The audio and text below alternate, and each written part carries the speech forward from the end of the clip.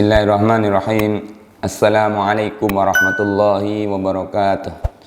Alhamdulillahi rabbil alamin. Wassalatu wassalamu ala asrafil anbiya'i wal mursalin nabiyina Muhammadin wa ala alihi wa sahbihi ajma'in.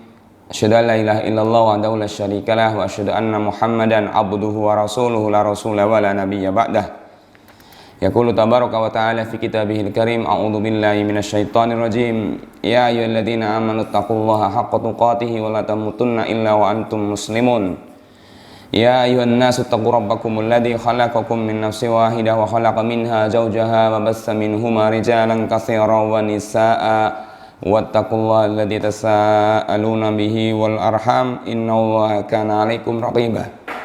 Ya ayyuhalladzina amanu taqullaha wa qulu qawlan sadida yuslih lakum a'malakum wa yaghfir lakum dhunubakum wa may yuti'illaha wa rasulahu faqad faza fawzan 'azima.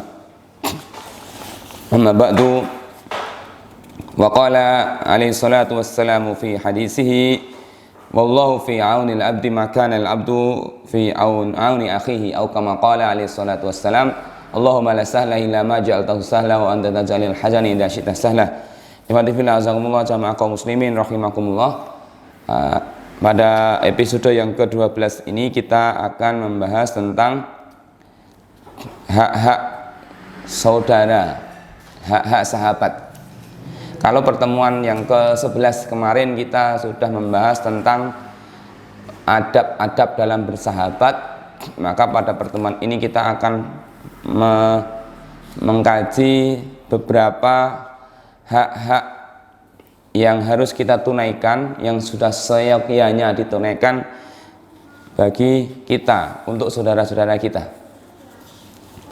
Baik, di dalam kitab ini beliau menyebutkan al-awwalu, al-haqqul awwalu, yaitu hak yang pertama adalah qada'ul hajati wal qiyami qada'ul hajati wal qiyamu biha, yaitu hak pertama yang kita tunaikan, yang bisa kita tunaikan untuk sahabat kita, untuk saudara kita adalah memenuhi kepentingan mereka atau memenuhi hajat mereka. Wa dzalika darajatun, yang itu bertingkat, adnaha, yang paling rendah adalah al-qiyamu bil hajati inda su'ali wal qudrah, yaitu memenuhi hajat atau kebutuhan mereka ketika diminta atau diminta tolong, wal qudrah, dan kita punya kemampuan untuk memenuhinya. Walakinna ma'al bisyashah wal istibsyar, tetapi kita memberikan pertolongan kepada saudara kita itu dengan wajah ceria dan dengan wajah yang berseri-seri. Wa ausatuha al-qiyamu bil hawaij ghairi su'alin, yang tengah-tengahnya adalah memenuhi hajat mereka dengan tanpa diminta. Jadi tanpa diminta pun kita bisa memenuhi kepentingan mereka atau hajat mereka yang bisa kita bantukan kepada mereka. Yang ketiga adalah taqdimu hawaijuhu alal hawaijin nafsi. Yang paling tinggi adalah memenuhi hajat mereka di atas kepentingan kita. Ihwatibillah azakumullah, ada banyak dalil yang bisa kita sebutkan terkait dengan begitu pentingnya kita memenuhi hajat saudara kita. Di antaranya hadis yang diriwayatkan oleh Imam Muslim, Rasulullah sallallahu alaihi wasallam menyebutkan sebuah riwayat, wallahu fi aunil 'abdi ma kana al-'abdu fi auni akhihi. Allah senantiasa menolong hambanya selama ia menolong saudaranya. Jadi ketika kita memberikan pertolongan kepada saudara kita, maka pada saat itu Allah SWT bersama kita, dan Allah akan memberikan pertolongan kepada kita pada saat kita membutuhkan. Wa man kana fi hajati akhihi kana Allahu fi hajatihi. Siapa yang biasa membantu saudaranya, membantu hajat saudaranya, maka Allah akan memberikan pertolongan kepadanya dalam hajatnya. Bahkan ini pernah terjadi di masa Imam Hasan Al-Basri, ya, seorang ulama tabi'in, ya, a'lamut tabi'ina fil halal wal haram, ulama tabi'in yang paling paham tentang halal dan haram. Saking hati-hatinya beliau tentang masalah ini, beliau dikenal dengan a'lamut tabi'ina fil halal wal haram, yaitu ulama tabi'in yang paling tahu tentang halal dan haram. Ketika Imam Hasan Al-Basri ini mempraktekkan apa yang disabdakan oleh Rasulullah SAW, bahwa Ahabbun nasi ilallahi ta'ala, ahabbun nasi ilallahi ta'ala anfa'uhum linnas.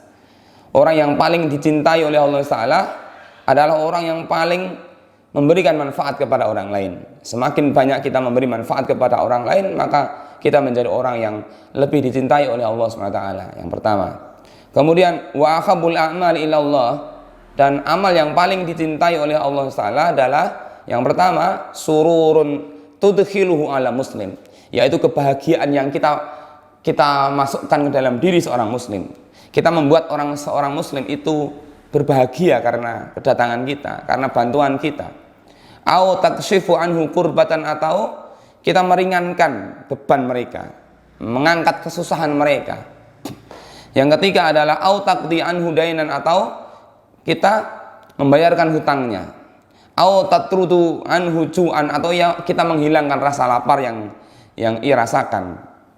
Maka wala an amshi ma'a akhi fi hajatin, maka demi aku berjalan bersama saudaraku fi hajatin, untuk memenuhi hajatnya, ahabbu ilayya, lebih aku cintai, min, dari an a'taqifa fi hadzal masjid, yakni masjidin al-Madinah syahran, lebih aku cintai daripada aku beriktikaf di Masjid Nabawi selama 1 bulan. Hadis ini diriwayatkan oleh Imam At-Tabrani, disebutkan oleh Syekh Al-Albani sebagai hadis hasan. Begitu mulianya ketika kita mendengar bahwa sabda Rasulullah SAW itu digambarkan orang yang meringankan beban saudaranya, orang yang memenuhi hajat saudaranya, saudara kita yang punya kepentingan, punya kebutuhan, kemudian kita ringankan, itu pahalanya bahkan digambarkan Rasulullah SAW lebih mulia, lebih besar pahalanya daripada iktikaf selama 1 bulan di Masjid Nabawi. Padahal kita tahu bahwa ibadah di Masjid Nabawi, di Masjid Rasulullah SAW, sholatnya saja, sholatu fi masjid hada, ya, itu afdalu min alfi sholatin fi masiwahu, lebih utama daripada 1000 sholat di masjid selain daripadanya. Bagaimana kalau kita kemudian beriktikaf di Masjid Nabawi selama 1 bulan? Tentu pahala yang kita dapatkan akan lebih besar, dan pahala yang kita kumpulkan ketika kita beriktikaf di Masjid Nabawi itu bisa dikalahkan oleh sikap kita yang kita memenuhi kebutuhan saudara kita.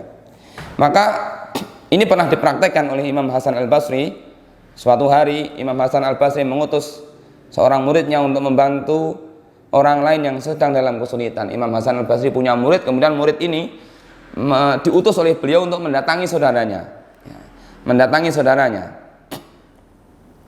Kemudian siapa saudaranya itu? Saudara dari murid daripada Imam Hasan Al-Basri itu namanya Sabit Al-Bannani. Kemudian ketika Sabit didatangi oleh murid daripada Imam Hasan Al-Basri ini, kemudian dinyatakan kepadanya, mari kita keluar dari masjid, karena Sabit saat itu sedang beriktikaf, ya, Maka kepada Sabit dikatakan, wahai Sabit, mari kita keluar sebentar, kita membantu saudara kita yang sedang kesusahan. Maka Sabit mengatakan, maaf, saya sedang beriktikaf. Maka murid Imam Hasan Al-Basri itu maka kemudian kembali ke tempat Imam Hasan Al-Basri dan mengatakan bahwa Sabit Al-Bannani tidak bisa keluar. Kenapa? Karena Sabit Al-Bannani sedang beriktikaf di masjid. Nah, maka demi mendengar jawaban daripada Sabit Al-Bannani, maka kemudian Imam Hasan Al-Basri kemudian mengatakan, tahukah engkau bila engkau berjalan menolong saudaramu yang butuh pertolongan, itu lebih baik daripada haji setelah haji. Imam Hasan Al-Basri menggambarkan bahwa orang yang keluar dari rumahnya dalam rangka untuk meringankan beban saudaranya, ya, meringankan beban kebutuhan saudaranya, itu mengalahkan pahala orang yang melaksanakan ibadah haji, meskipun dia dulu pernah melaksanakan ibadah haji. Maka demi mendengar penjelasan yang disampaikan oleh Imam Hasan Al-Basri itu, maka Sabit kemudian keluar dari rumahnya, kemudian bersama dengan muridnya Imam Hasan Al-Basri untuk kemudian meringankan saudaranya. Maka disinilah pentingnya kita bergandengan tangan untuk bisa meringankan beban saudara-saudara kita yang dalam kesulitan, apalagi dalam kondisi-kondisi yang seperti ini, kondisi pandemi corona yang luar biasa, maka banyak saudara-saudara kita yang membutuhkan pertolongan kita. Kemudian ada sebuah keterangan yang menarik yang disebutkan oleh Imam Al-Ghazali dalam kitab Mukasyafatul Qulub. Beliau menyebutkan beberapa keutamaan membantu orang lain atau meringankan beban orang lain. Itu disebutkan di dalam kitab beliau Mukasyafatul Qulub. Beliau mengatakan beberapa riwayat, ya, di antaranya adalah yang pertama, orang yang meringankan beban orang lain, memenuhi hajat orang lain itu mendapatkan pahala seperti pahala orang yang berperang di jalan Allah Taala. Beliau menyitir sebuah hadis Rasulullah SAW, man masya fi auni akhihi wa manfaatihi falahu sababul mujahidina fi sabilillah. Man masya, barang siapa yang berjalan, fi auni akhihi, berjalan dalam rangka untuk memberi pertolongan kepada saudaranya, au manfaatihi, atau memberikan manfaat kepada saudaranya, maka ia mendapat pahala seperti pahalanya orang yang berjihad di jalan Allah Subhanahu wa taala. Ini keutamaan yang pertama. Kemudian yang kedua, beliau sebutkan bahwa orang yang suka membantu meringankan beban saudaranya, dia mendapatkan pahala, yaitu dibebaskan dari siksa neraka dan dibebaskan dari sifat kemunafikan. Rasulullah SAW menyatakan, man sa'ali akhihil muslim fi hajatin faqudiyat lahu aw lam taqdi ghafarallahu lahu ma taqaddama min dhanbihi wa ma ta'akhkhara wa kataba lahu bara'atun minan nar wa bara'atun minan nifaq, atau kama qala alaihi salatu wassalam. Barang siapa yang berjalan dalam rangka untuk membantu kebutuhan saudaranya, ya, kebutuhan saudara muslimnya, kemudian kebutuhan itu, hajat itu terlaksana atau tidak terlaksana. Satu orang muslim dia keluar dari rumahnya, dia berniat ingin meringankan beban saudaranya, kemudian dia berusaha supaya kepentingan itu terlaksana atau kebutuhan itu terlaksana ataupun tidak terlaksana, maka Allah Ta'ala akan mengampuni dosa-dosanya yang terdahulu maupun yang akan datang, dan Allah akan mencatat baginya dua pembebasan, yaitu pembebasan pertama adalah pembebasan dari api neraka, dan kedua adalah pembebasan dari sifat kemunafikan. Yang ketiga, bahwa orang yang memberikan pertolongan atas hajat orang lain, maka orang ini akan dibalas setiap langkahnya, dibalas dengan 70 kebaikan dan dijauhkan dari 70 keburukan. Man masya fi hajati akhihil muslim kataballahu bi kulli khutwatin sab'ina hasanatan wa kafara anhu sab'ina sayyiatan. Barang siapa yang berjalan dalam rangka memenuhi hajat saudaranya muslim, maka setiap satu langkahnya akan dibalas dengan 70 kebaikan dan dijauhkan dari 70 keburukan. Yang keempat, fa in qudiyat hajatuhu ala yadayhi kharaja min dzunubihi kayaumi waladathu ummuhu. Jika ia melaksanakan hajat saudaranya dan hajatnya itu terlaksana, maka ia digambarkan seperti dia digambarkan dibersihkan dosanya seperti bayi yang baru dilahirkan oleh ibunya. Yang kelima ini adalah keutamaan bagi kita yang suka meringankan beban hajat saudara kita. Fa in mata fi khilali dzalika dakhalal jannati bighairi hisab. Maka barang siapa yang meninggal karena itu semuanya, Allah akan memasukkan dia ke dalam jannah tanpa hisab. Ini beberapa keterangan yang disebutkan oleh Imam Al-Ghazali di dalam kitab Mukasyafatul Qulub, yang semuanya menerangkan kepada kita bahwa kita diperintahkan untuk meringankan beban saudara kita. Ini hak yang pertama. Kemudian hak bagi saudara kita yang kedua adalah alal lisani bisukuti taratan wa bin nutqi ukhra.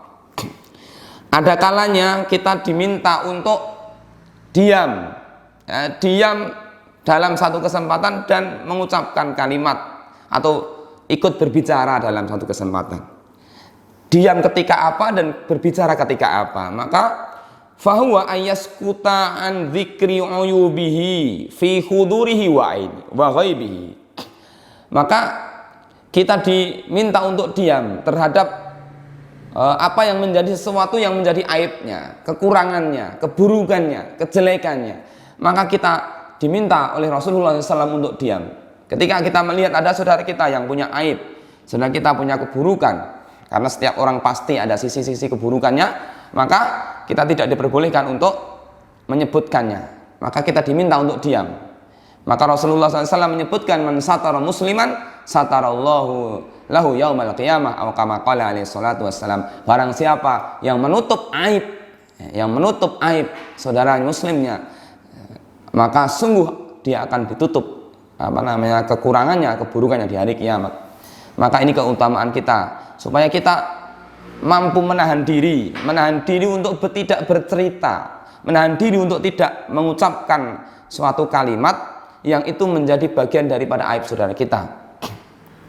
Karena ketika kita bercerita kepada orang lain tentang aibnya, maka kafa bil mar'i kadziban ayyuhaddisa bima sami'a, atau kama qala alaihi salatu wasalam. Seseorang dikatakan sebagai orang yang berdusta, cukuplah seseorang itu dikatakan pendusta ketika dia harus menceritakan setiap apa yang dia dengar, setiap apa yang dia lihat, dia ceritakan tanpa dia pilih-pilih, tanpa dia filter. Karena apa? Apalagi hari ini kita bisa melihat begitu mudahnya orang menyebarkan informasi, menyebarkan isu yang kadang-kadang isu itu belum benar, belum ada klarifikasi atau tabayun. Dengan adanya media sosial luar biasa, kita bisa melihat begitu cepatnya informasi ini itu sampai kepada orang lain.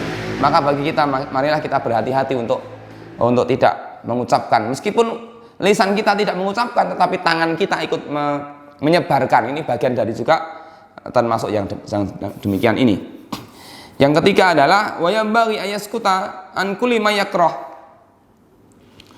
Hendaklah kita juga diam dari segala sesuatu yang dia benci, yang dia tidak senang. Jadi ketika kita tahu bahwa saudara kita ini tidak suka dengan begini dan begini, maka kita diminta oleh Rasulullah SAW supaya kita diam. Karena Ibnul Mubarak, seorang ulama, Ibnu Mubarak ini pernah memberikan nasihat kepada kita, al-mu'minu yatlubul ma'adzir wal munafik yatlubuz zalah. Orang mukmin itu suka memberi maaf. Orang yang beriman itu cirinya suka memberi maaf. Tetapi orang munafik itu suka cari-cari kesalahan, cari-cari keburukan orang lain, mencari aib orang lain. Inilah ciri daripada orang munafik. Kemudian Rasulullah SAW menyatakan, wa iyyakum wadh-dhann fa inna dhanna akdzabal hadis. Wa iyyakum wadh-dhann, dan jauhilah oleh kalian prasangka. Fa inna dhanna, karena sesungguhnya prasangka itu akdzabul hadis, ucapan yang paling dusta itu adalah don atau prasangka. Karena prasangka itu belum tentu benar, maka tidak layak bagi kita untuk menyebarkan sesuatu yang belum jelas. Yang selanjutnya adalah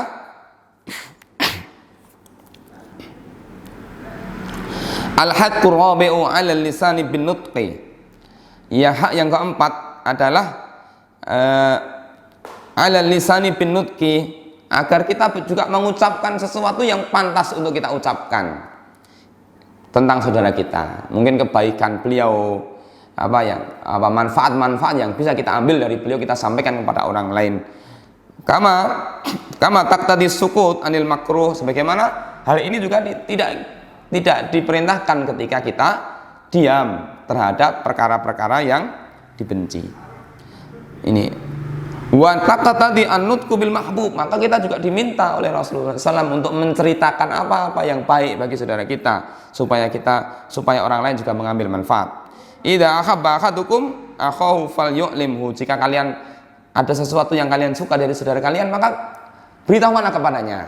Mungkin karena kita senang bahwa saudara kita ini suka beribadah, suka sholat malam, saudara kita suka baca Al-Quran, kita ceritakan bahwa saya senang kepada saudara karena Anda ini orang yang ahli ibadahnya bagus, baca Qurannya kuat, dan sebagainya. Kemudian yang berikutnya adalah al-haqqul hamisu, hak yang kelima bagi saudara kita adalah ad-du'a li akhin fi hayatihi wa ba'da mautihi, wa bi kulli ma tad'u bihi li nafsika, yaitu mendoakan saudara kita. Baik ketika saudara kita masih hidup ataupun saudara kita sudah meninggal dunia, maka kita punya kewajiban untuk mendoakannya. Bagaimana Rasulullah SAW menyebutkan tentang bagaimana doa bagi kaum muslimin, yaitu Allahumma ighfir lil muslimina wal muslimat wal mu'minina wal mu'minat al ahya'i minhum wal amwat. Rasulullah SAW dalam sebuah riwayatnya, Imam Al-Bukhari juga Imam Muslim juga hadis juga yang lainnya, beliau menyebutkan tentang keutamaan mendoakan saudara kita. Da'watul mar'il muslimi li akhihi bi dhahril ghaibi mustajabatun. Inda ra'sihi malakun muwakkalun kullama da'a li akhihi bi khairin qala al malak al muwakkalu bihi amin walaka bi misli. Rawahu Al-Bukhari wa Muslim. Rawahu Muslim.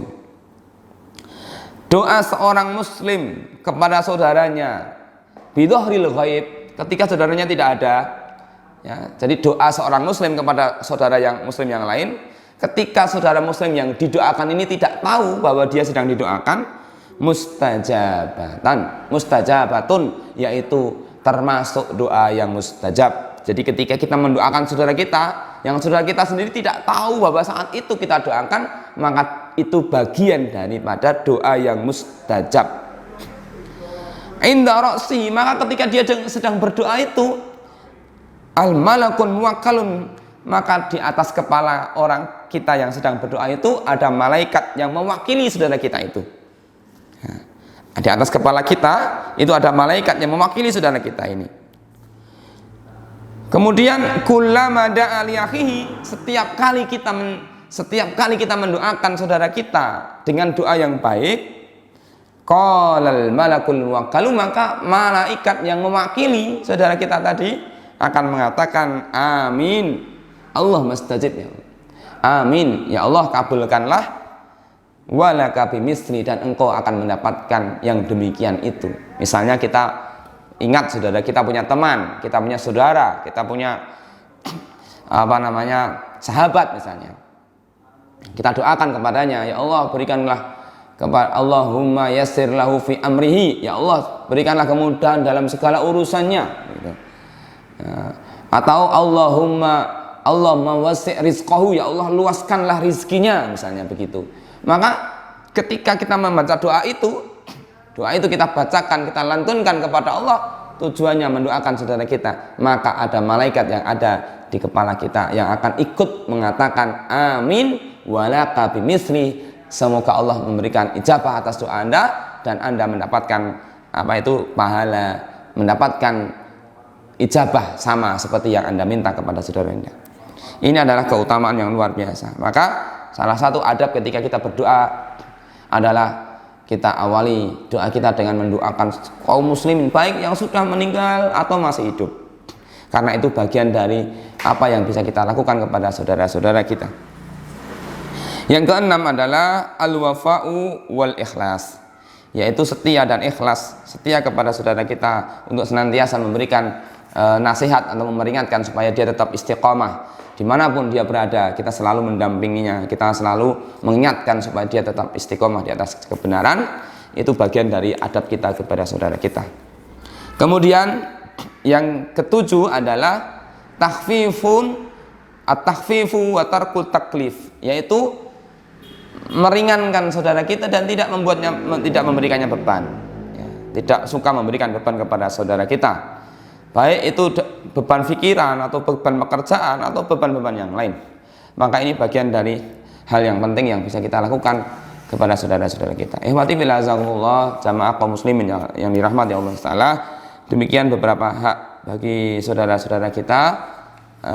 Pentingnya kita memberikan bantuan kepada orang lain, kepada saudara kita, meringankan beban mereka, mendoakan mereka, ikut mengucapkan sesuatu yang mereka sukai, ikut diam terhadap apa yang mereka menjadi aib bagi mereka. Semoga ketika setiap orang muslim semuanya bersikap seperti ini, ya, setiap diri pribadi orang muslim dia akan meringankan saudaranya, yang lain juga begitu, maka insya Allah akan wujud suatu keadaan yang luar biasa, ukhuwah al-islamiyah, ya, persaudaraan antara kaum muslimin, bahkan mungkin juga bukan hanya lingkupnya kaum muslimin, tetapi seluruh manusia yang hidup di dunia ini akan semakin baik dan semakin baik.